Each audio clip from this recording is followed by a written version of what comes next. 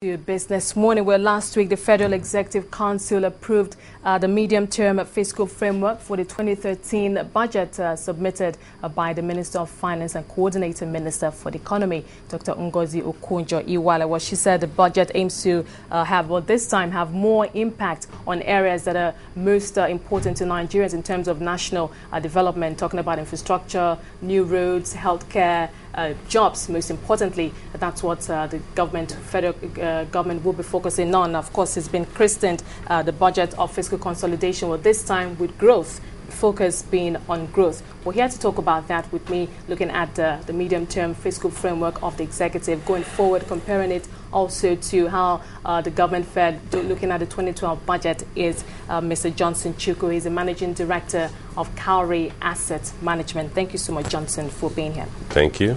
Now, during the break, we're looking at the numbers together, looking at the 2012 budget, comparing it with the 2013 budget projections for 2013, looking at the revenue, projected expenditure, capital. Most importantly, what everybody always focuses on, recurrent versus capital, what's going to recurrent, what's going to capital. And it looks like we've seen there actually is a change. For example, for the recurrent spending for 2013, that has come down to 68.6% from 71.4%, while capital spending is up 31.3% from around 28% previously. But bottom line is we're still spending more.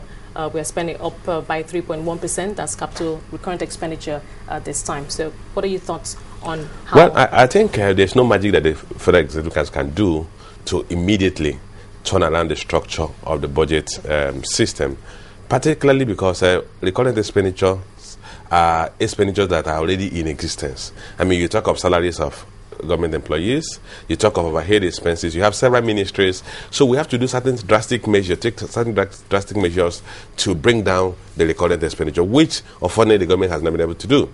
So, but we're seeing growth in capital expenditure, although you can call it incremental growth. We are moving from 28.5% in 2012 to 31.34% in 2013. That's an incremental growth. But if we want a drastic growth, there's basic things we need to do. We need to rationalize the ministries, reduce the number of the level of overhead of the federal government, and then one critical factor that everybody seems to be shying away from is the issue of oil subsidy. Before we go to the oil subsidy, you mentioned the fact that because looking at recurrent spending, that as I mentioned earlier, that is down 3.9% from 71.5%. We're doing 68.8% now. That might be small, but it's something. And remember that the finance minister had said when she became finance minister that it's going to be a tough, it's a tough road ahead, and that there's no silver bullet, to this matter. We've had years of decay. We have our developmental needs to take years to achieve, but it's still we're seeing a gradual reduction in these numbers. Like you said, you just said also, it won't happen drastically, but you're still saying it will happen drastically, and you've given the option of reducing, but it doesn't look like the federal government wants to go down that path, reducing that size. If you recall that the federal government did say at the beginning of this year that they're going to rationalize the ministries and agencies. Official post workers. Yeah, there are several reports. There was even a particular report that said, look, that the government set up, and the committee came back and said, look, we need to rationalize, we need to collapse some of the ministries, we need to combine some of them that are actually overlapping. Nothing has been done about that. I think the government set up a committee to review the white paper and to come up with the white paper, and that nothing else has been done about that. We have duplications in the government at the federal level, and those duplications are costing us resources. And basically, there is no way the economy will grow fast if we continue to live on consumption. And yes, we are seeing improvement. We are moving, like I did say, 28.5% to 31.34%. That's an improvement, but it's incremental. It's not transformational. And basically what the government is all about what the present government is all about is about transformation.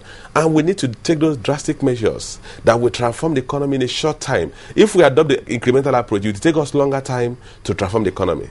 And we don't have that time. We say we want to be among the 20 top economies in the world in 2020. We're just 8 years away from that. In fact, just barely 8 years away from that. And our economy is slowing down the growth rate. We are moving, the growth rate has dropped to 6.17%. Sorry to butt in here. Some might argue, 6.1%. We know what's going on in the US. We know what's going on in Europe. And even, let's not even compare ourselves with those ones. Emerging economies also, they have also witnessed a slowdown in growth. Brazil, India, all the China, the rest of the emerging economies that we look up to. So they have also experienced. You see, when you look at, you have to look at it from this perspective. what's the size of the economy? Our GDP is about $273 billion. The US GDP is more than $1 trillion. Okay? The Chinese economy has grown to $1 trillion GDP. And you are trying to catch up with these economies. The only logical thing you could do, you have to grow at a rate that's faster than their growth rate. So if we are contented with the fact that we're Should we say faster than the growth rate, or a growth rate that we can sustain, that is sustainable for us? You know, we have our own peculiar economic challenges here. You see, we have, what's our potential growth rate? I mean, I've seen reports that said, look, our potential growth rate, our potential GDP growth rate is about 20%, 20 to 23%. We're still growing at less than 1/3 of our potentials. Yeah, remember that is also against the backdrop of the fact that we have we have structural defects in the economy. We're still heavily dependent on imports. We can't fix that in a day. We can't even fix that in 3 years. Yeah, that's true, but we can fix it in 3 years. What are the things we need to do? We need to address the infrastructure deficiencies we have. Such deficiencies that make the cost of production here more expensive than in other countries in the world. We have to address the cost of funding, where we are paid to the borrowers are paying about 20 to 23% interest rates.